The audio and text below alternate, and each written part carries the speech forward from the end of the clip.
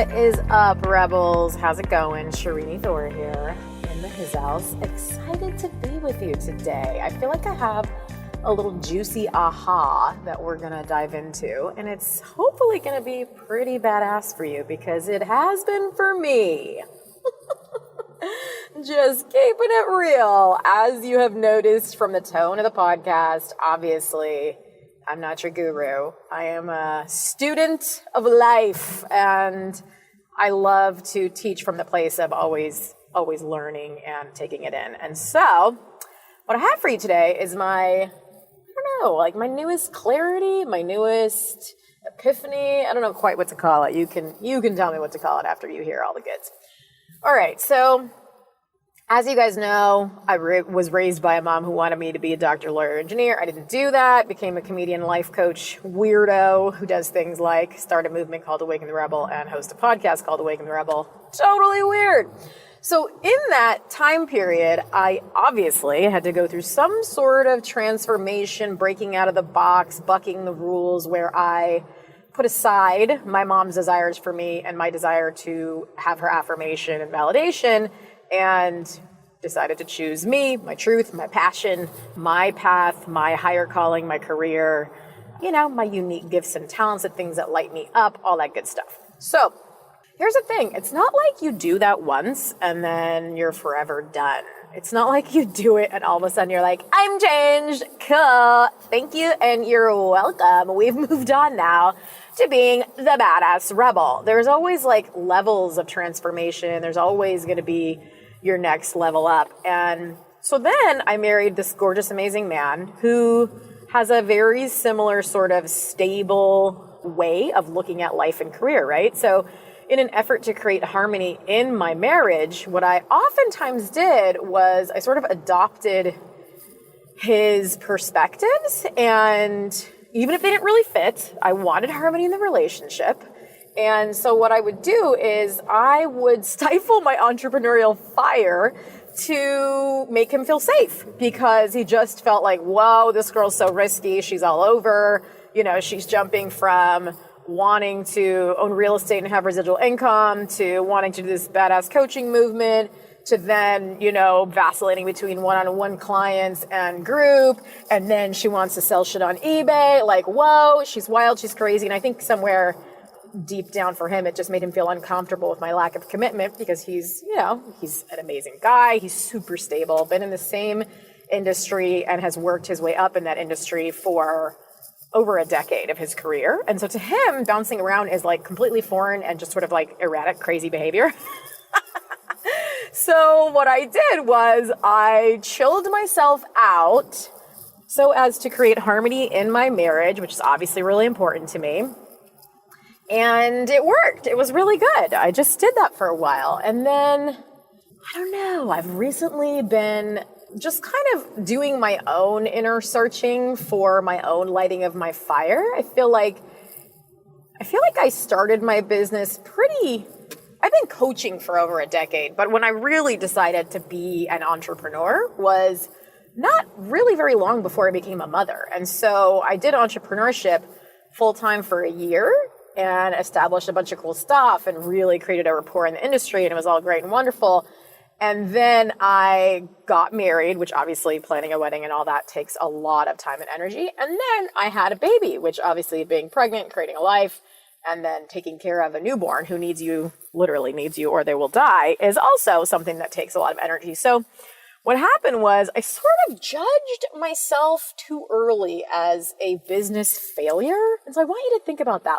Where in your life are you judging too quickly, or assessing too quickly, or evaluating too quickly? Because we need time. We need room and patience to process and get to where we're going. And so for us to quickly judge while we're in the middle of our process is actually quite damaging. So what I did was I deemed my business a failure. I very much felt that becoming a mom derailed me, and it was painful and tough because I had to give up my dreams. So I had to mourn all these losses and really get through some very icky feelings for a while there. And then I kind of got to this point where I realized, I only really did entrepreneurship full time for a year. that's ridiculous for me to judge myself as a failure because I took time to become a wife and a mom and sort of establish another area of my life that's super important, which is family.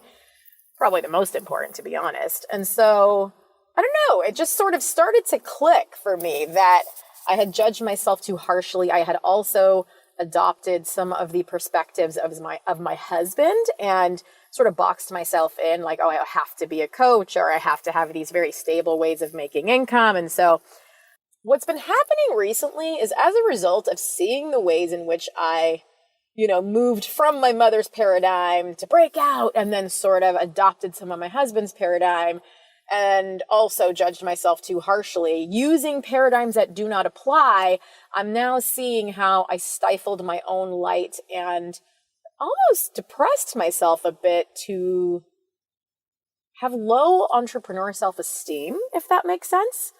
And I'm telling you this because I feel like a lot of us do this to ourselves. I mean, it's crazy how much I coach clients out of thinking badly about themselves when it's just straight up too early. Like, let's say they've started a venture and then like 3 months later, they're really depressed that they're not making 10K a month. And I'm like, bro, you need to relax. Like, it's not totally abnormal for you to start a new endeavor and have to take some time to put into it and really figure out what works for you, what works for your target market, all of that. So it's just really interesting that being the coach who always helps people get out of that, I've done it to myself, bitches.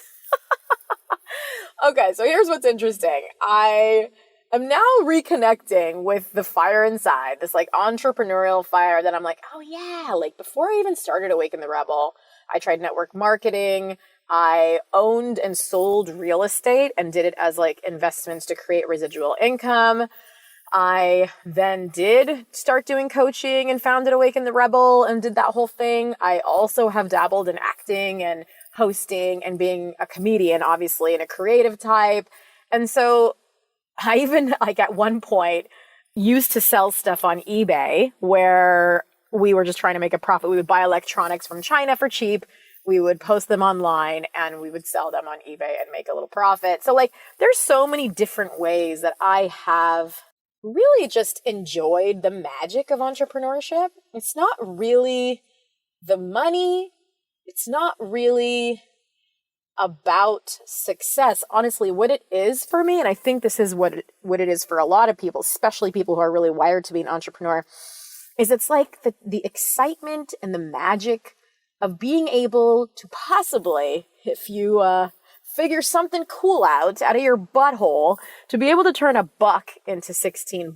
It's just like, whoa, like that feels really titillating to me. Whereas like if you told me, hey, Shreen, if you go facilitate this workshop for this nonprofit, you'll make $55 an hour or you'll make like $500 a day or whatever the heck like people offer these days. That would be fine. I might like that I could depend on the clarity of that, but I wouldn't get juiced. Like I wouldn't be lit up by that opportunity. I would just feel like, oh, that's nice that I know what to expect. Like it appeals to the part of me that sort of likes stability. But the part of me, the real part of me that like feels alive inside and lit up by the idea of turning $1 into $16 and then being able to multiply that by virtue of, if I just keep doing that, then I can hire someone else to do it. I can pay them maybe $15 an hour and then they can do a lot of the work where I can go and I can create new strategies to sell different stuff. And like that idea of multiplication and exponential growth and really being able to pull myself out of it. So it's not about me and how much energy and effort I put in. It's about my mind and my ability to be creative and create different solutions and bridges and pathways to this sort of magical, money-making multiplication scenario. And that's what gets me off about entrepreneurship. Like you start talking that kind of language to me and I just start getting so stoked, lit up, energized. Like I'm like, woo! And like my energy's through the roof and I can't wait to get started. Whereas if you start talking to me about, working for a certain hourly rate, I'm like, yeah, that's cool. All right, I'm down.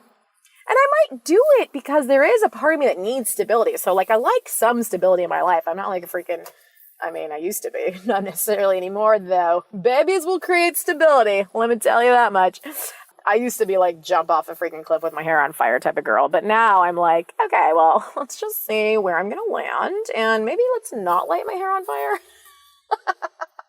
So anyway, I don't know what type you are. I don't know where you land on the pendulum of totally stable 9 to 5, likes to know what to expect person versus loves the novelty and excitement and adventure and challenge of entrepreneurship and has a high tolerance for risk and uncertainty.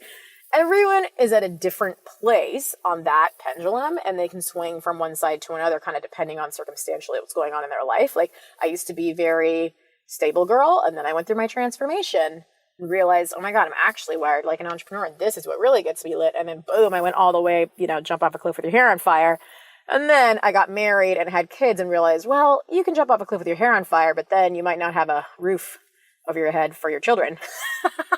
And so now I am probably less jump off a cliff with my hair on fire, a little more stable, but also I think what's happening for me now that I'm just sharing with you and hoping to highlight in and of yourself is that I'm now seeing that the jump off your cliff with your hair on fire is what really makes me feel alive and excited. Like, there's something really exciting that comes when you feel like there's possibilities in your life as opposed to everything being certain and square. And you need certain and square to a certain degree. So I definitely am not negating that or trying to disregard that at all. But what I want to do for you is really light you up a bit. And so I just want to give a little attention to this subject for you to think about what ideas do you have that you're not letting come out because you feel like they're crazy or stupid or would upset your stability? What inspirations do you have that you're holding back because you're like, well, I don't even know how I would go about that or, whatever, so I'm just not going to do it at all. What gets you excited, And I feel like the more you know that about yourself, the more you're really able to make decisions about your life and career that do lead you to an extraordinary life. Like, there are some people who are just straight up employees and they're, the 35th employee at Facebook and they make more money than I'll ever make in my life, So you don't have to be an entrepreneur to make a lot of money. It's not about that. I think what I'm really trying to say is I want you to feel alive in your life. And so if that means entrepreneur, great. If that means stability, great. If that means family, great. If that means have a badass banging body, great. I really don't have any judgments about what it needs to look like. What I do want to really impress upon you is for you to have the self-awareness and the clarity to give yourself a fucking chance at happiness, So often we take on or adopt, like I talked about earlier, the mentalities of my mom, the mentalities of my husband. Whose mentalities are you adopting right now that are getting in the way of your own happiness? Who are you giving more power than your own truth and your own self-awareness about who you actually are and what makes you tick? So yeah, I just wanted to present this little sitch and give you a couple thought-provoking questions to hopefully get you thinking outside of your own box and thinking outside of the boxes that have been impressed upon you and really get you feeling alive. I hope you're feeling alive, baby. All right, as always, visit us at awakentherebel.com and we will see you on the next one. Bye.